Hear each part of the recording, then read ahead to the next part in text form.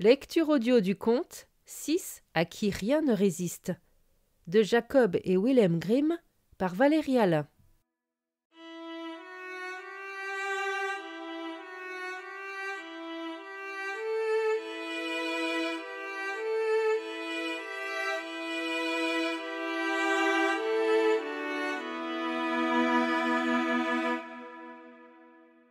Il était une fois un homme qui savait faire toutes sortes de choses.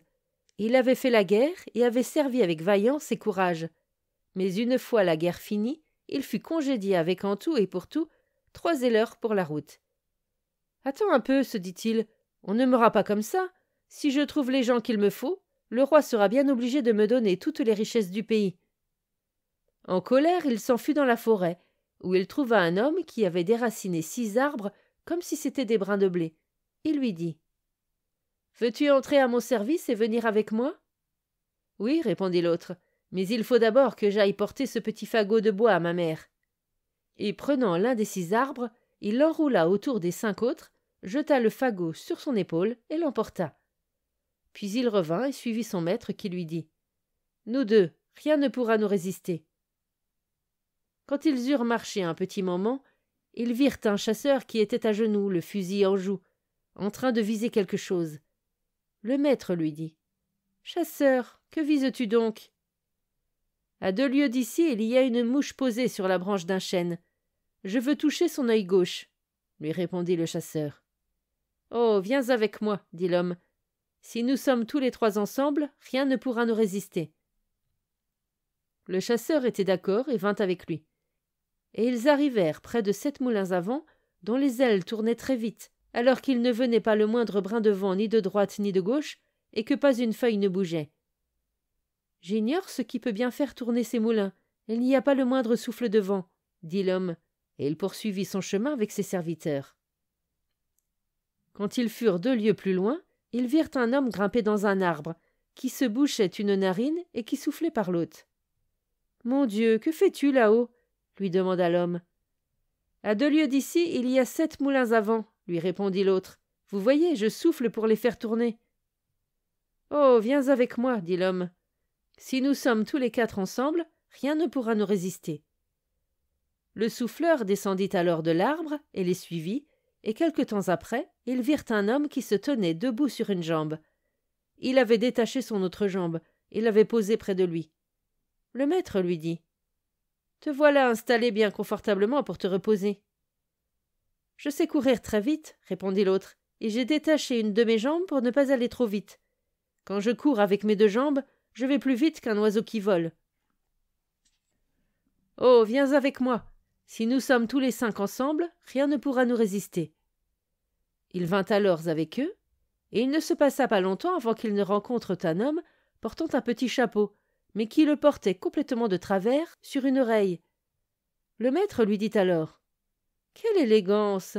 Ne mets donc pas ton chapeau sur une seule oreille, tu as l'air d'un idiot. »« Je ne peux pas, » répondit l'autre, « car si je mets mon chapeau droit, il va se mettre à geler si fort que tous les oiseaux vont geler sur place et tomber morts par terre. »« Oh, viens avec moi, » lui dit le maître. « Si nous sommes tous les 6 ensemble, rien ne pourra nous résister. » Les 6 compagnons se rendirent donc dans une ville où le roi avait proclamé que celui qui ferait la course avec sa fille et qui serait vainqueur épouserait celle-ci.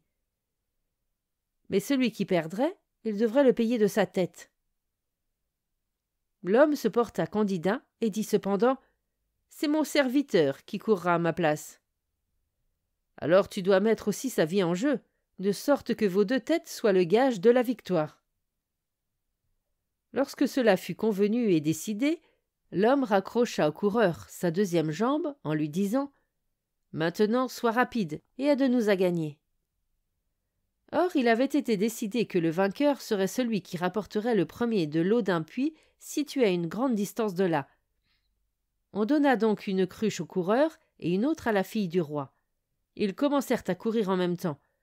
Mais en un clin d'œil, alors que la fille du roi ne s'était éloignée que d'une petite distance, aucun spectateur ne pouvait déjà plus voir le coureur, et c'était comme s'il y avait eu un coup de vent.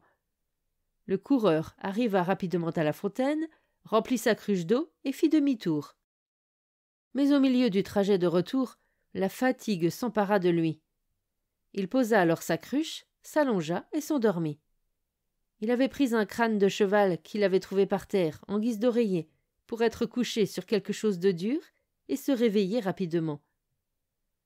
Entre-temps, la fille du roi, qui était bonne coureuse elle aussi, et qui savait courir aussi vite qu'une personne normale peut le faire, était arrivée à la fontaine et se dépêchait de rentrer avec sa cruche pleine d'eau. Et en voyant le coureur allongé là et endormi, elle se réjouit et se dit « L'ennemi s'est jeté dans la gueule du loup ». Elle vida la cruche du coureur et reprit sa course. À ce moment-là, tout aurait été perdu si, par un heureux hasard, le chasseur ne s'était pas trouvé en haut du château et n'avait pas tout vu de ses yeux perçants. Elle dit alors « Il ne faut pas que la fille du roi l'emporte sur nous ». Il chargea son fusil et tira si habilement qu'il atteignit le crâne de cheval sous la tête du coureur, sans faire le moindre mal à celui-ci. Le coureur se réveilla alors et bondit sur ses jambes. Il vit que sa cruche était vide et que la fille du roi avait pris beaucoup d'avance. Mais il ne perdit pas courage, courut de nouveau à la fontaine avec sa cruche, puisa de l'eau une nouvelle fois, et fut encore de retour 10 minutes avant la fille du roi. « Vous voyez, dit-il, là, il a vraiment fallu que je lève les jambes.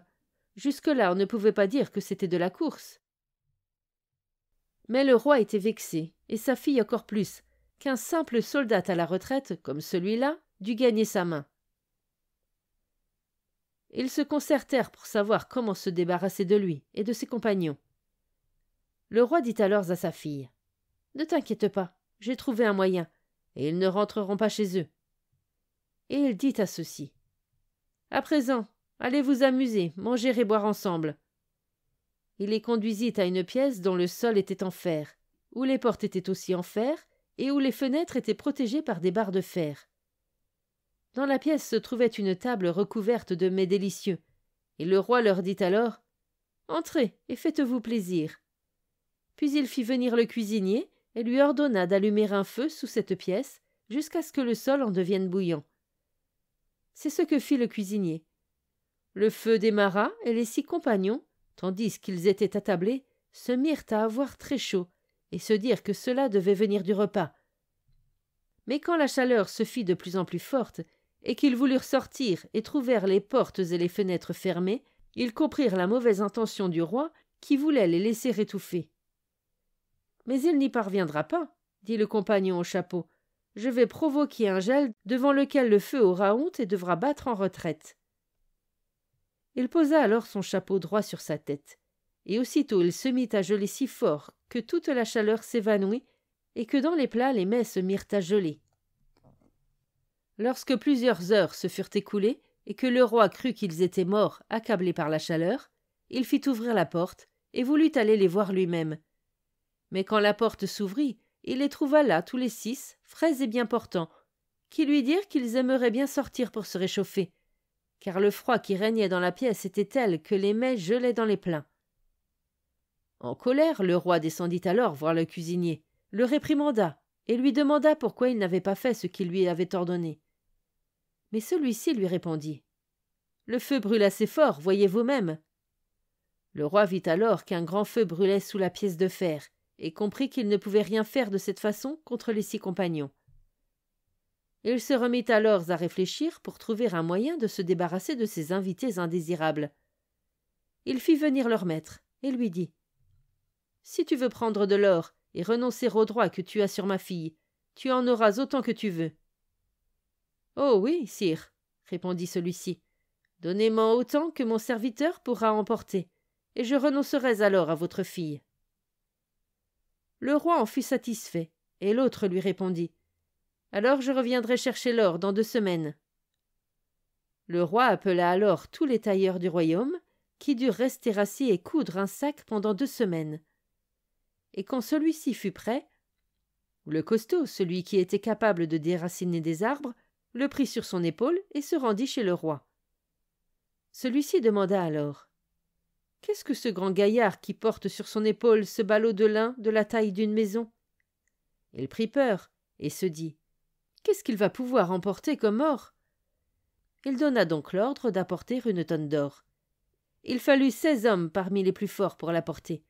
Quant au costaud, il la saisit d'une main, la fourra dans le sac, et dit « Pourquoi n'en apportez-vous pas plus tout de suite?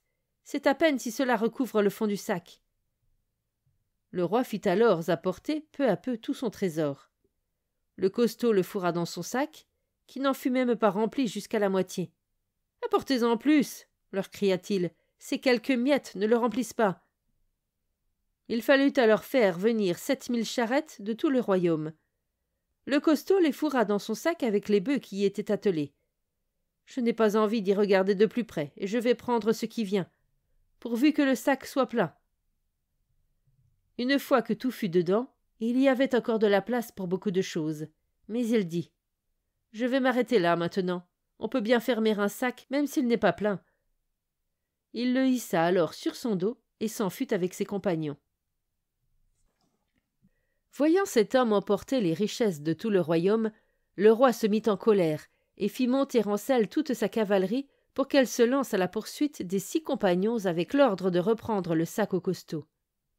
2 régiments les rattrapèrent bientôt et leur crièrent « Vous êtes prisonniers, posez le sac d'or par terre, ou vous serez réduits à néant. » « Qu'est-ce que vous dites » demanda le souffleur. « Nous, des prisonniers ?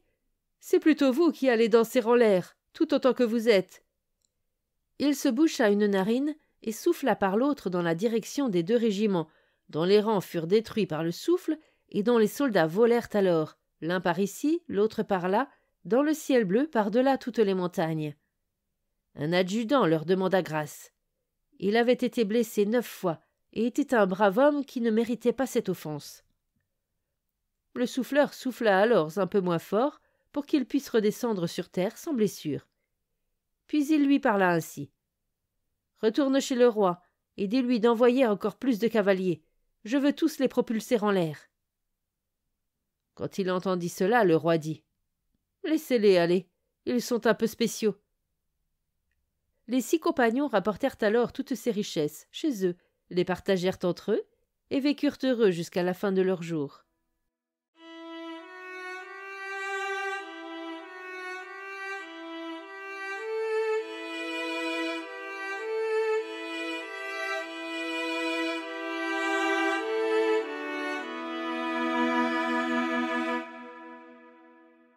Fin de la lecture du conte 6 à qui rien ne résiste.